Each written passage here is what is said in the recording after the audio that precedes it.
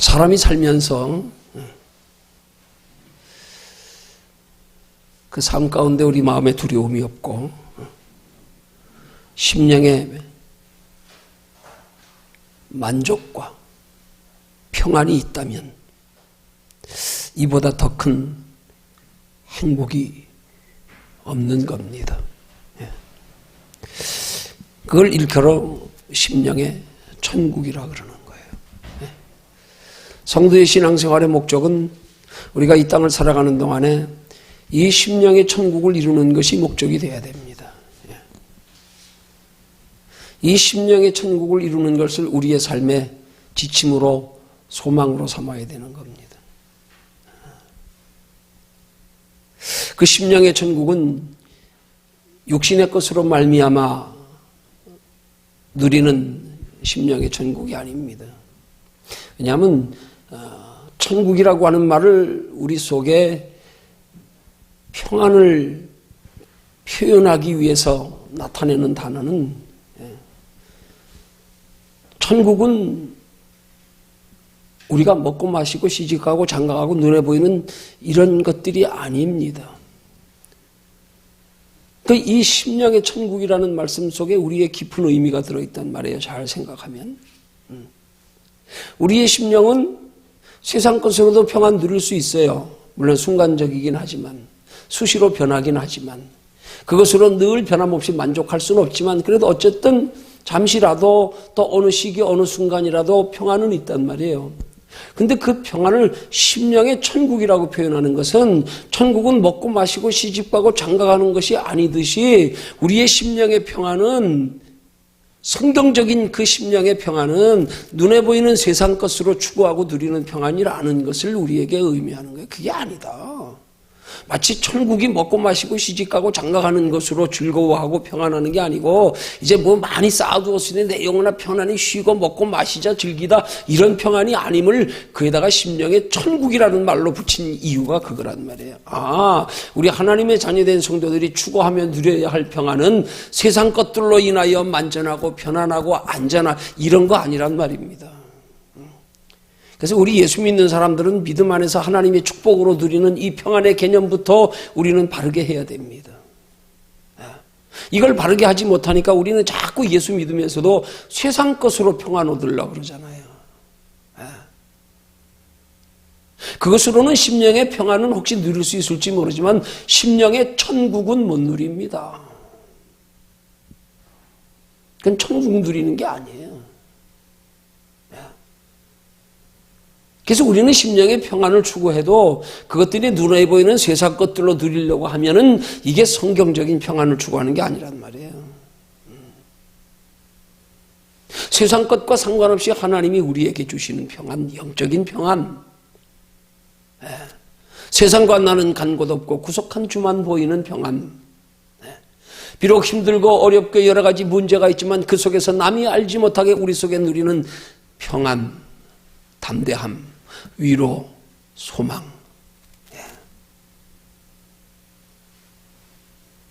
이런 평안이 우리 안에 있을 때 오늘 말씀의 제목처럼 그 평안이 우리 삶의 두려움을 내어 쫓는단 말입니다.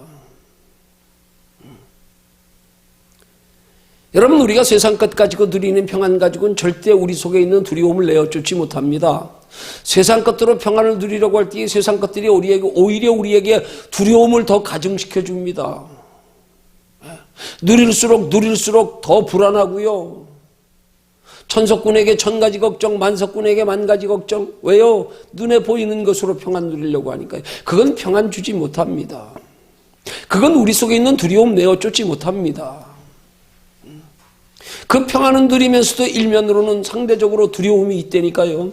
근데 두려움을 내어 쫓는 그런 평안은 심령의 천국을 이루는 거란 말입니다. 하나님이 우리 속에 영으로 평안함 주시는 거란 말입니다. 어떻게 하면 우리가 그런 평안 가운데서 두려움을 내어 쫓는, 두려움을 극복하는, 두려움을 이기는 그런 두려움에 억눌리지 않는, 지배받지 않는, 까불림 당하지 않는 신앙생활이 가능할까요? 하나님이 우리 안에 주시면 됩니다. 하나님이 우리 안에 무엇을 주실 때 되느냐? 우리 속에서 하나님을 사랑할 마음을 주시면 됩니다. 그래서 두려움을 내어 쫓는 건 사랑이라 그러는 거예요. 어떤 사랑이요? 우리 인간적인 차원의 그런 단순한 사랑이 아니에요. 육신적인 사랑이 아니에요. 영적인 사랑이요. 영적인 사랑은 우리 힘으로 할 수 있는 게 아니에요. 하나님이 우리 속에 사랑의 마음을 주셔야 되는 사랑이지요. 우리 인간은 제한적이라서 육체를 가지고 있어서 우리가 사랑하는 건 감정적이고 조건적이고요, 상대적이고요. 그런 사랑 가지고는 두려움 못 쫓아냅니다.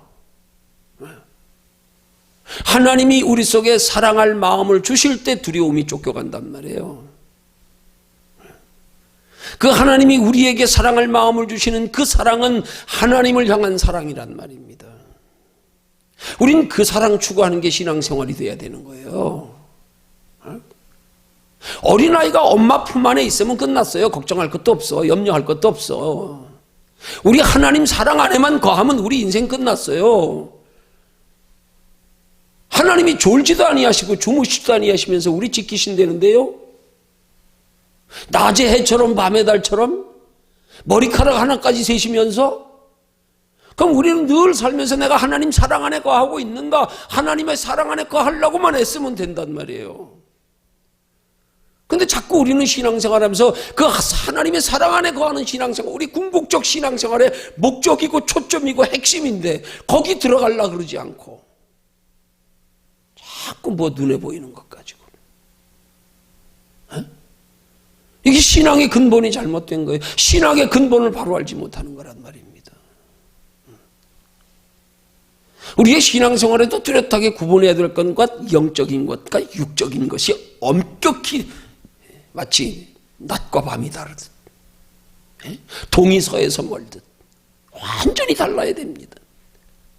그래서 우리 속에 하나님이 주시는 사랑의 마음을, 하나님을 향한 사람의 마음이 우리 속에서 생겨지면, 여기서 하나님이 역사하셔서 사랑할 마음이 생기면 모든 게 달라지기 시작하는 거예요. 물질관, 도덕관, 윤리관, 인생관, 가치관 다 달라지는 거예요. 믿음, 소망, 사랑, 그 중에 제일은 사랑이라. 그 사랑이 어떤 사랑이요? 참 착각해요. 그 사랑을 우리가 마치 우리 감정으로, 우리 의지로, 우리 성품으로, 우리 노력으로 내가 마치 인간관계에 뭐 사랑하다. 아니에요. 그 사랑 아니에요. 그 사랑이 어떻게 믿음보다 더 소중합니까? 더 낫습니까? 믿음, 소망, 사랑 이 세 가지는 항상 있을 것인데 그 중에 제일은 사랑이라. 우리 인간적인 사랑 가지고 믿음, 소망을 초월합니까? 그 사랑 아니에요. 착각하면 안 돼요. 고린도전서 13장이 말씀하고 있는 사랑을 우린 똑바로 알아야 됩니다. 그런 사랑 아니에요. 하나님이 우리 속에서 역사하셔서 하나님을 사랑할 마음이 생기는 하나님 사랑이란 말입니다. 그 하나님 속에, 우리 속에 있는 게 우리를 하나님의 성품으로 변화시킨 증거란 말입니다. 우린 그 사랑 소유하려고 신앙생활하는 거예요. 근데 이 사랑엔 관심도 없이 눈에 보이는 것만 가지고, 사랑도 도덕윤리적인 거, 인격적인 거, 감정적인 거,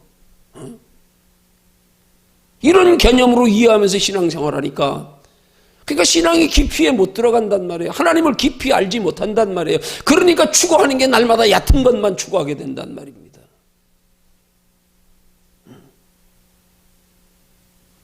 성경이 말하는 사랑은 그런 사랑 아니에요. 인간적인 사랑, 우정적인 사랑, 뭐 이성적인 사랑 아니에요. 하나님 사랑이요. 하나님 사랑. 이 사랑이 두려움을 내어 쫓는단 말입니다.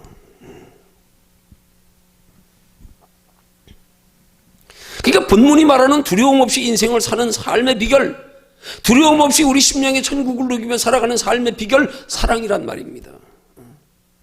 그 사랑을 18절 상반절에서 사랑 안에 두려움이 없고 온전한 사랑이 두려움을 내어 쫓는다 하면서 그 사랑을 온전한 사랑이라고 말하고 있는 거예요. 온전한 사랑. 온전한 사랑 안에는 두려움이 없다. 그러면 두려움이 없는 온전한 사랑은 어떤 사랑이겠어요? 육신적인 조건에 근거한 인간적인, 감정적인, 상대적인, 환경적인 그런 사랑 아니, 그게 무슨 온전한 사랑입니까? 그건 불완전한 사랑이지요. 부분적인 사랑이지요. 일시적인 사랑이지요. 상대적인 사랑이지요. 언제 바뀔지 모릅니다. 우린 자꾸 우리 의지로 그런 사랑 가지고 신앙생활, 우리 믿음을 자꾸 하나님 앞에 보이려고 그래. 아니에요. 그 믿음 가지고 하나님 앞에 인정받고 그 믿음 가지고 하나님이 날 믿음의 사람으로 여기는 줄 알고 착각하고 교만하고. 아니에요. 온전한 사랑은 그런 사랑이 아니에요. 성경에 온전하다고 하는 것은 오직 하나님의 기준 되는 것을 말하는 거예요. 온전하다는 말은.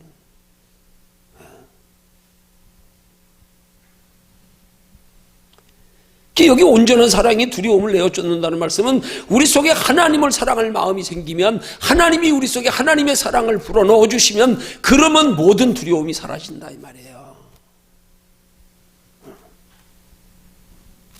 우리가 누구를 사랑하면은요, 하나님을 사랑하면은요, 하나님을 사랑하면, 세상 사랑하는 게 아니에요. 사람 사랑하는 게 아니에요. 내 감정으로 내 어떤 그걸로 사랑하는 게 아니란 말이에요. 하나님 사랑은 보세요. 이 사랑은 어떻게 하면 생길 것 같아요? 한번 생각해 보세요. 인간적인 사랑은 뭐든지 조건이 있어요. 사랑할 만한 뭔가 이유가 있어야 돼. 근거가 있어야 돼. 근데 하나님 사랑은 말 그대로 조건 없는 사랑이에요. 우리가 하나님 사랑하는 것조차도 조건이 있으면 바른 사랑이 아니에요. 뭘 바라고 사랑한다? 아니에요. 이거 바른 사랑 아니에요. 하나님이 날 사랑하는 것만 조건 없고 이 모든 걸 초월한 사랑이 아니라 하나님이 내게 주시는 사랑조차 하나님의 성품의 사랑이기 때문에 우리가 하나님을 사랑하는 그 사랑은 조건이 있으면 그건 바른 사랑 아니에요. 뭘 바라고요? 아니에요.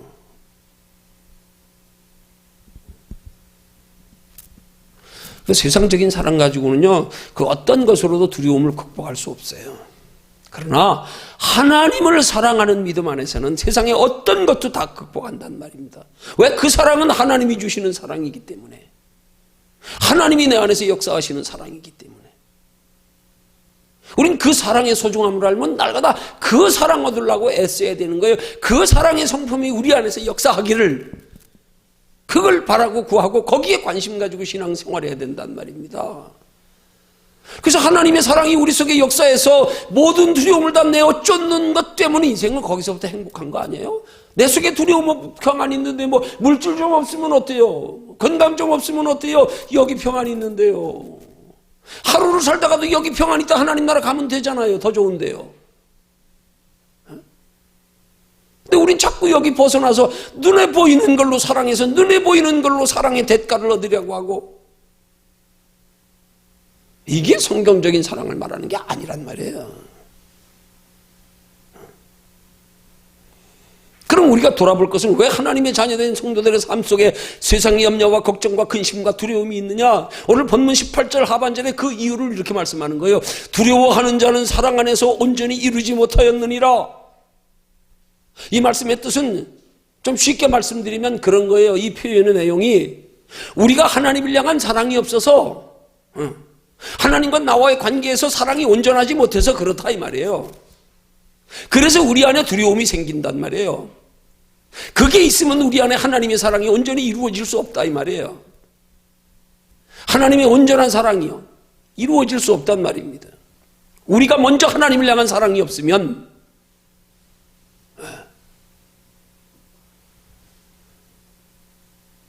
두려움은 마귀가 주는 거거든요. 하나님이 주시는 게 아니에요. 마귀가 어느 때 두려움을 주는가? 우리 속에서 하나님을 향한 사랑이 온전하지 못할 때 두려움을 주는 거란 말이에요.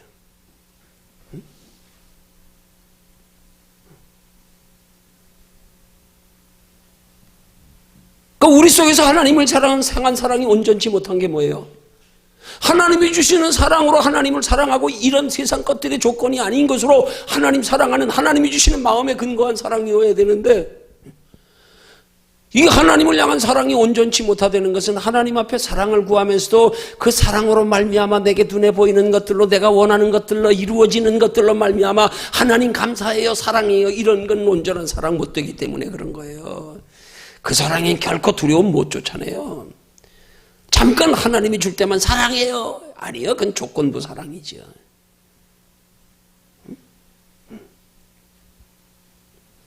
자, 그러면 이제 살펴볼 건, 우리가 하나님을 사랑하는데 구체적으로 어떻게 하는 것이 하나님을 사랑하는 것인지, 어떻게 하면 하나님께서 저와 여러분들의 삶 속에서 두려움 없는 평안하고 복된 삶을 살아갈 수 있는 두려움을 내어 쫓아내 주시는 사랑이 가능하도록 해주시는지 이제 살펴보면서 함께 은혜 나눕니다.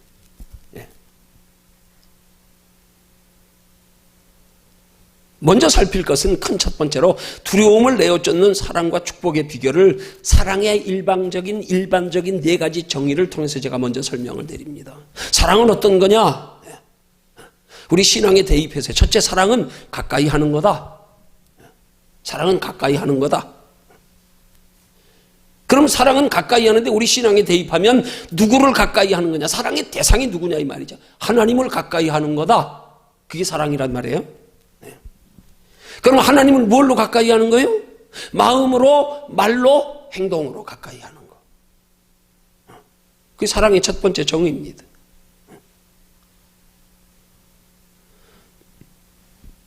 그렇게 하나님을 마음으로, 말로, 행동으로 사랑할 때 그 온전한 사랑의 결과가 두려움을 내어 쫓는다 이 말이에요.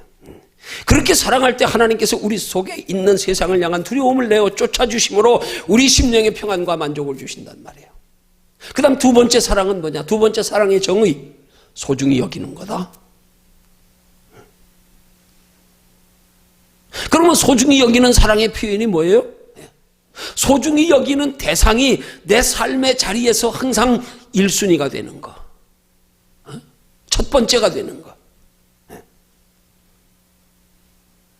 우리가 그렇게 하나님을 소중히 여기면 하나님께서도 우리를 소중히 여기시고, 하나님께서 우리를 소중히 여기시는 증거로 우리에게 은혜와 평안을 주셔서 심령의 만족과 평안이 있게 하시고 육신의 축복의 창고를 열어주셔서 물질로 건강으로도 복을 주시는 거예요. 소중히 여기면 누구를요? 하나님을요. 세 번째 사랑의 정의요, 의지하는 겁니다. 누구를 의지요? 세상과 사람이 아니라 하나님을 더 세상과 사람보다 더 의지하는 거예요. 그러면 하나님을 의지하는 사랑의 표현이 어떻게 나타나줘야 되는 거예요? 그것이 하나님을 사랑의 표현이, 하나님은 사랑이시라 그 사랑을 표현하는 방법, 말씀이신 하나님, 태초에 말씀이 계시니라, 이 말씀이 하나님과 함께 계시니 이 말씀은 곧 하나님이시라. 하나님을 가까이 하고 하나님의 말씀에 순종하는 거예요. 기도로 하나님 의지하는 거, 그거예요. 그렇게 말씀에 즐겨 순종하며 기도하는 것으로 하나님을 향한 사랑을 표현할 때 하나님께서도 우리를 사랑하사 모든 일에 두려움이 없게 하시고 우리의 삶의 크고 작은 모든 일에 하나님이 함께 하시며 지켜 보호하심으로 평안하고 복된 삶을 살아가게 하실 줄로 믿으시기를 주님의 이름으로 축원합니다. 네 번째 사랑의 정의가 뭐냐? 사랑은 희생하는 거다. 희생하는 거다. 여러분, 희생하는 사랑의 표현이 어떤 것일까요? 내가 좋아하는 걸 하는 게 아니에요. 희생은요, 상대방이 좋아하는 걸 기꺼이 하는 거지요. 그러면 사랑은 희생하는 건데 그 사랑의 희생의 대상을 하나님으로 삼으면 어떻게 되는 거예요? 내가 좋아하는 걸 하는 게 아니라 하나님이 좋아하시는 걸 하는 거예요. 하나님이 좋아하시는 걸 하지 않고 내가 좋아하는 걸 기복이라 그러는 거예요. 내가 좋아하는 걸 욕심이라 그러는 거예요. 성경은 내가 좋아하는 걸 죄라 그래요. 죄입니다. 내가 좋아하는 거. 내가 좋아하는 거 아니라 하나님이 좋아하는 걸 하는 거. 그게 희생이란 말입니다.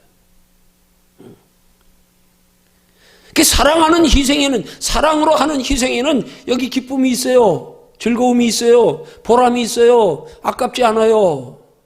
아깝지 않아요. 사랑으로 희생하는 사람은 대가를 바라지 않아요. 사랑하기 때문에 하는데요. 사랑하기 때문에요. 사랑하기 때문에 그 사랑하는 대상을 향해 하는 것 자체로 즐거운 거야 이미.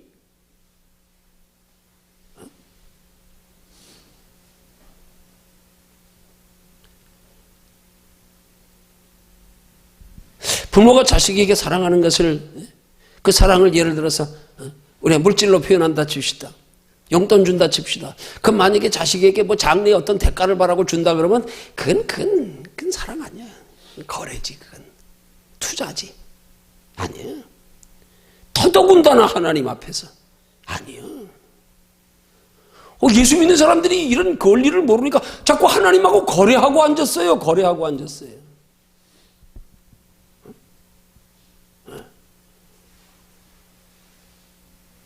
그래서 하나님이 우리에게 하셔. 너가 계산하면 나도 계산한다? 내가 널 위해서 생명 줬잖아. 너 날 위해서 생명 내놔 그러면. 뭘 계산합니까? 하나님 앞에서. 사랑으로 해보세요. 희생해도 아깝지 않아요. 그럼 어떻게 하는 게 희생으로 하나님 사랑하는 겁니까? 어떤 것이든 그것이 하나님이 사랑한다 그러면 나도 그거 사랑하는 거. 나는 사랑하지 않지만 하나님이 사랑하기 때문에 나도 그러면 소중히 여기고 사랑해야지. 하나님이 좋아하는 건 나는 좋아하는 게 아닌데 하나님이 좋아하시니까 나도 그거 취미 들여야지. 나도 그거 좋아해야지. 하나님이 소중히 여기는 건 나도 소중히 여기고요.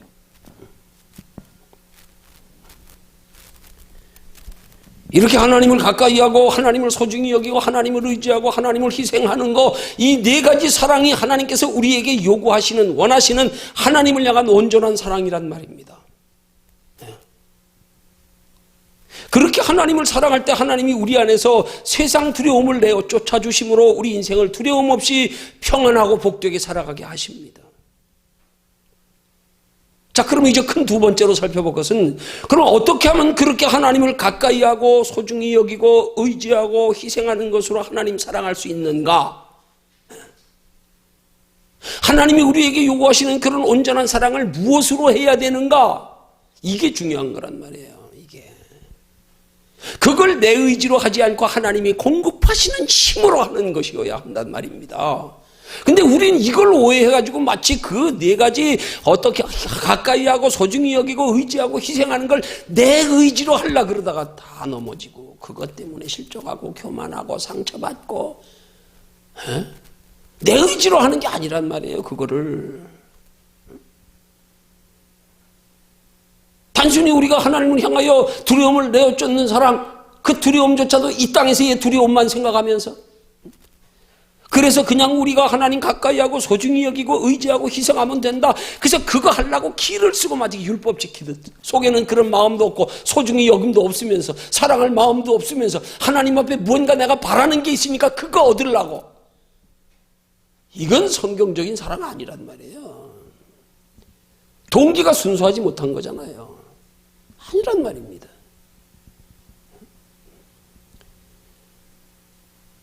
그런 하나님을 가까이 하며 소중히 여기고 의지하고 희생하는 것조차도 내 의지로 내 힘으로가 아니라 하나님이 공급하시는 힘으로. 그건 내 의지로 행하려고 하니까 억지 사랑이 되고 짝사랑이 되고 힘들고 부담스럽고 착각하고 교만하고. 그래서 기껏 나는 하나님을 사랑한다고 했는데 하나님은 난 널 모른다. 난 너 모른다. 왜요? 사랑의 동기가 틀렸어요. 내 의지로 하려고요. 내 의지로 해야 할 것은 하나님이 내게 사랑할 마음을 주시도록 하는데 내 의지가 필요하단 말이에요. 사랑할 마음을 주시게 하는데, 근데 이건 소중히 여기지 않고 이걸 하려고 하지 아니하고 내 의지 가지고 가까이 하고 소중히 여기고 아니란 말입니다.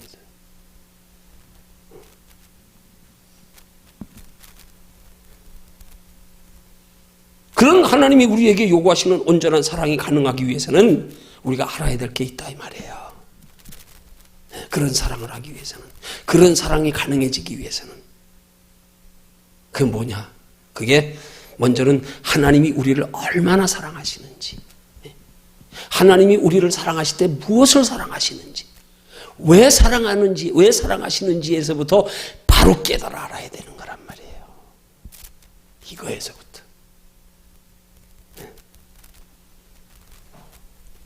하나님이 우리를 어떻게 사랑하셨습니까? 얼마나 사랑하셨습니까? 자기 생명을 내어주시기까지. 무엇을 사랑하셨습니까?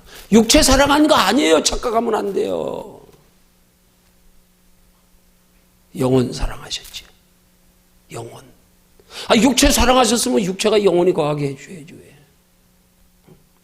왜 하나님이 택한 백성들이 질병들로 고난당하게 하고? 아니에요. 왜 하나님이 영혼을 그렇게 사랑하십니까? 영혼이 우리 생명의 본질 하나님의 형상이기 때문에요. 영혼이 장차 하나님의 나라에서 하나님과 영원히 거할 생명이란 말입니다.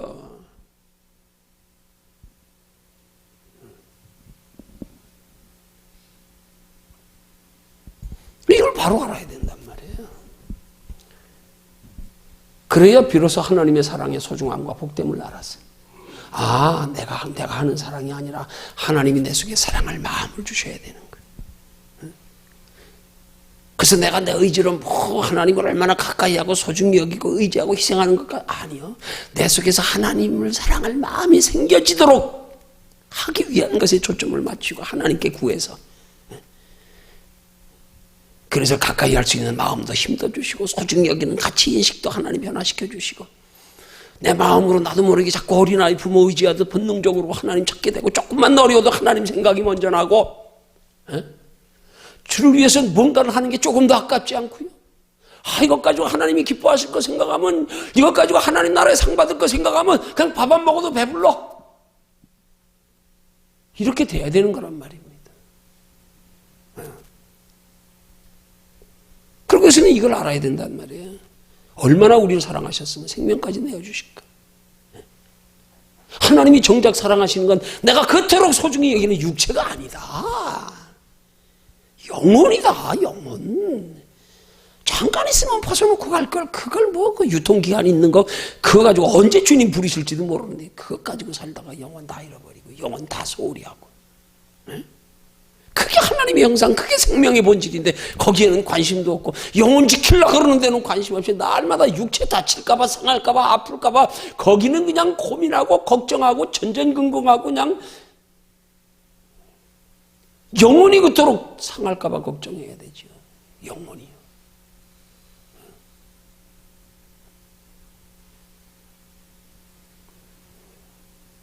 그렇게 하나님이 우리를 얼마나 사랑하시는지, 무엇을 사랑하는지, 왜 사랑하시는지를 바르게 알고 나서, 그러고 나서 이제 그거 알고 나면 우리가 하나님을 사랑하는 자세가 이제 나온단 말이에요. 거기서 답이 나온단 말이에요. 그럼 큰 세 번째로요, 그러면 하나님이 우리를 사랑하는 것 같이 우리도 하나님을 사랑하는 게 구체적으로 어떻게 하는 거냔 말이죠. 어떻게 나타나냐 이 말이죠. 그 하나님의 사랑을 얼마나 사랑하시는지 알고, 무엇을 사랑하시는지 알고, 왜 사랑하시는지를 알고 나면 우리 삶에 구체적으로 나타나야 할 것, 첫째, 육체보다 영혼을 소중히 여기는 걸로 나타내는 거란 말이에요.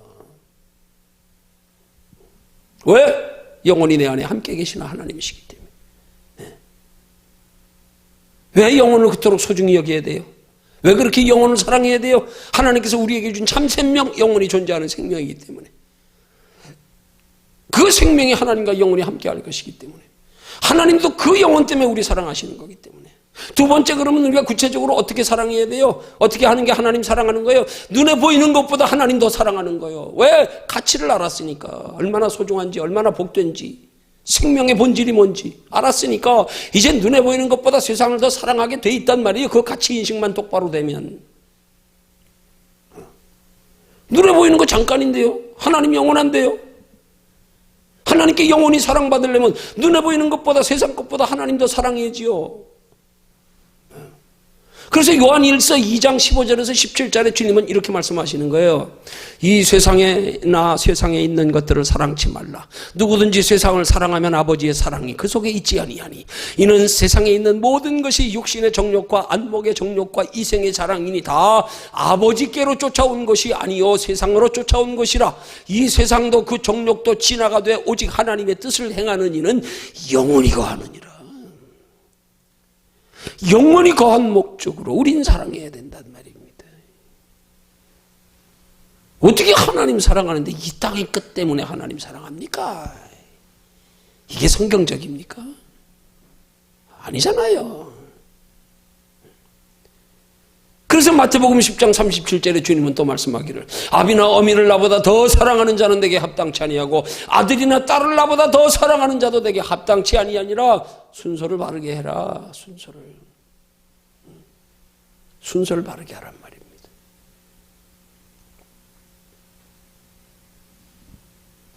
세 번째, 어떻게 사랑하는 겁니까? 그 세 번째가 바로 세상 일보다 하나님 섬기는 일을 더 우선으로 하는 거, 즐겨하는 거. 가치를 알기 때문에. 가치를 알기 때문에.